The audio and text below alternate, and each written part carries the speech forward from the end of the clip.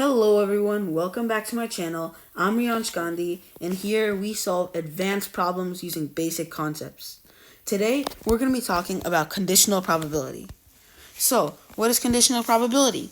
Conditional probability is the probability that a specific event occurs given a previous event already occurred. A good formula to know for this is Bayes' theorem. There are many ways you can solve conditional probability problems, but Bayes' theorem is always a good way to approach it because mostly the other way to do it is always casework, and casework is never fun to do. So, what is Bayes' theorem? Bayes' theorem says that the probability of A given B is equal to the probability of A and B divided by the probability of B. So, the probability that event A occurs, this symbol A, this symbol B just means that A happens given, this line you can just assume means given B. The probability that A happens given that B already happened is equal to the probability that A and B happen. Another way to represent this as probability of B given A times probability of A. I don't like to write it out this way though because I feel like it takes a lot more time. The probability of A and B divided by the probability of B. Alright, so now let's look at some examples. There are two cards. One is red on both sides and the other is on the other and blue on the other. And the other, sorry, I can't speak today. One is red on both sides and the other is red on one side and blue on the other. Okay, so card 1 is going to be red, red. Card 2 is going to be red, blue. The cards have the same probability, 1/2 of being chosen, and one is chosen and placed on the table. If the upper side of the card on the table is red, then the probability the underside is also red is. Alright, so a good way to know that you are probably going to be using Bayes' theorem is when they say that if the upper side on the card on the table is red. You can almost think of this as your condition B. So I'm just going to label that. If the upper side on the card is red, so I'll just call that condition B. And then probably the underside is also red is going to be, I'll call that condition A. And now we can use our Bayes' theorem formula. The probability of that A happens, the probability the underside is also red. Under is red. Given that the upper side is red,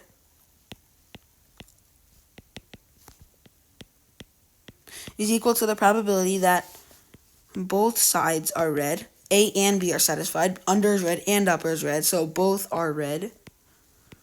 Divided by the probability that just the upper is red. Probability of our B event, which is that the upper is red. Alright, so let's solve these. I'll call this part 1 and I'll call this part 2. So part 1, let's solve our probability. The probability that both are red. Okay, so what is the probability that both are red? Well, if for both sides to be red, you have to choose the card that is red, red. And what is the probability of choosing that card? 1/2. So that's it. Alright, now what is the probability that the upper side is red?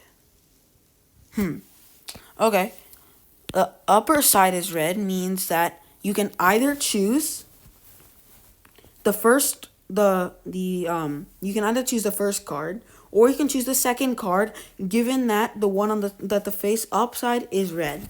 So, the probability, then we can divide this up. We say that you choose a red, red card, meaning that the probability of that happening is just 1/2. And then you choose a red, blue card. The probability of choosing that is 1/2. And then the probability of the upper side being red is 1/2 as well. Because either the upper half can be red or the upper half can be blue, which is equal to 1/2 plus 1/4, which is equal to 3/4. Alright, so now we can just calculate our probability. It's just going to be 1 over 2, which is equal to 1/2 over 3/4, which is equal to 1/2 times 4/3. This will cancel this to make 2, which is equal to 2/3, which is our answer. Bayes' theorem is really, really powerful. All right, let's move on to our problem 2. This came from 2015 Math Counts. One box contains 4 green balls and 3 red balls. So box 1 contains 4 green and 3 red. Another box contains 4 red and 3 purple. So box 2 contains 4 red and 3 purple. A box will be selected at random, and then the 2 balls will be randomly selected from that box without replacement. If the first ball is red, automatically a hint to use conditional probability formula, Bayes' theorem, because it's saying if the first ball is red, what is the probability that the second ball will also be red? Express your answer as a common fraction. Okay, well, let's use our conditional probability formula again. If the first ball is red, so probability of A given B, we'll call that the second ball is red our condition A, and then we'll call that our first ball is red condition B. So probability that the second ball is red, given that the first ball is red, so second is red, given that first is red, is equal to the probability that the first plus the second is red divided by the probability that just the first is red. Probability of A given B equals probability of A and B divided by probability of B. Alright, so now let's start solving. I'll label this condition 1, condition 2, and now let's solve. Condition 1. The probability that the first and second ball is red. So now we divide this up into cases, and we say that case 1 is you choose box 1, and then case 2 is you choose box 2. If you choose box 1, what is the probability of choosing box 1? It's just equal for choosing box 1 and box 2, so that's just 1/2. Then you multiply that by the probability that you get the first and second red. What is the probability you get the first red? There's 3 red out of the total number of balls, which is 3 plus 4 is 7. So that's probability of getting red is 3/7. And now it's saying that it's without replacement. So that means that there will be now 6 balls left and you'll have 2 red. So 3/7 times 2/6.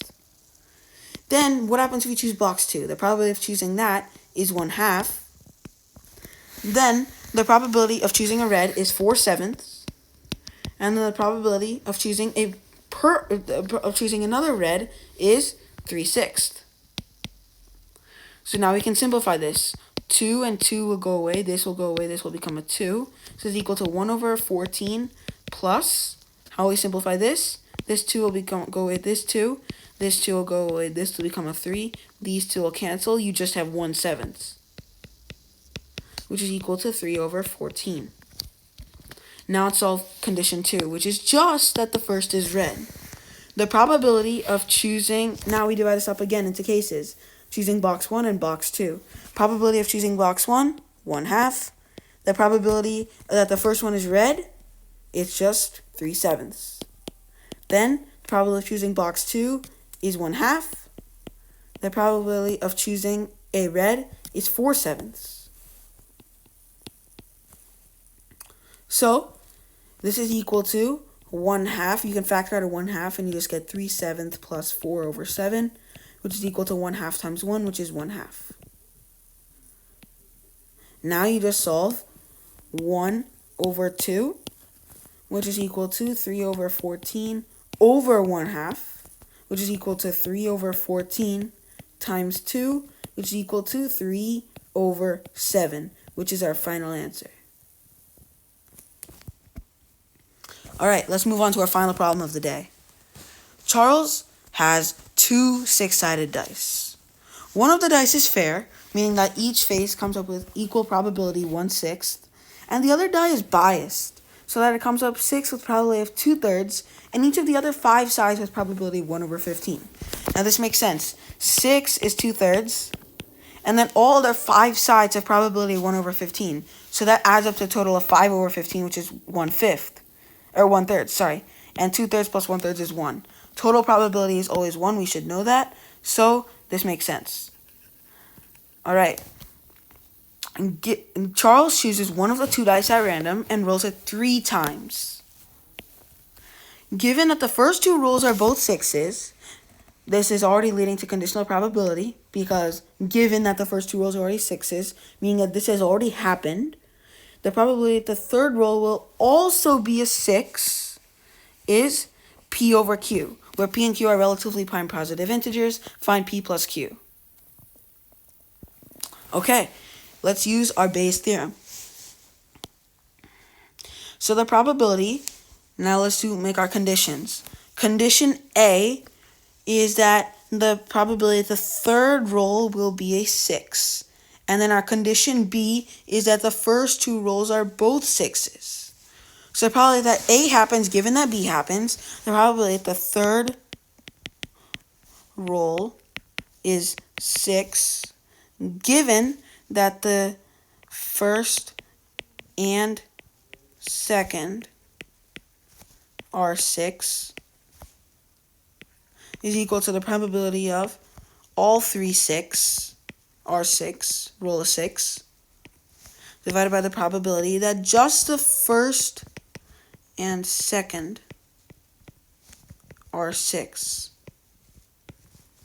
All right, let's solve this. I'll label this condition 1, condition 2. All right, condition 1. Let's solve. Probability that all 3 are 6. We divide this up into cases based on either choosing the first die or the second die. What is the probability of choosing the first die, the fair die? I'll call it dice 1 fair, and I'll call this D1 as fair, D2 is bias. What is the probability of choosing D1? The probability of choosing D1 is just 1/2. And then, what is the probability of rolling all 3 6? It's just going to be 1/6 times 1/6 times 1/6, which is 1/6 whole cubed. Then, what about if you choose the other dice? The probability of choosing that is also 1/2. And then, what is the probability here of rolling 6 3 times? Well, it's just the probability of rolling a 6, which is 2/3, times, again, the probability of rolling a 6, 2/3, probability of rolling a 6, 2/3. So just times 2/3 whole cubed, which is equal to 1/2 times 1 over 216, which is 1 over 432, plus 2/3 whole cube is 8 over 27 times 1/2 is 4 over 27. I'll convert this to a common denominator. 27 times what is 432? 27 times 16 is 432. So 4 times 16 is 64, plus 1 is 65 over 432. So this is our condition 1. Let's solve our condition 2. The probability just the first and second are 6. So that's the probability of choosing the first die, which is 1/2, D1. And then the probability of having the first and second as 6 is 1/6 whole squared. Right? And then after that, plus the probability of then having the next one, which is going to be 1/2. Oh, I'm sorry. I forgot to mention over here. It's 1/2 times 1/6 whole squared. But then plus 1/2 times 2/3 whole squared. You don't have to worry about the next one. 2/3 whole squared is 4/9 times 1/2 is 2/9 plus 1/2. 1/6 whole squared is 1 over 36 times 2 is 1 over 72, which is equal to 9 times 8 is 72, so 2 times 8 is 16, so 17 over 72. So now we can solve this. 65 over 432 divided by 17 over 72. Multiply this by 72 over 17. 72 times 6 is 432. So 72 will cancel with this to make 6. This is equal to 65 over 17 times 6, which is 102. So what is our question though? Find P plus Q. So it's just going to be our answer, because this is in lowest terms, 65 plus 102, which is equal to 167, which is our answer.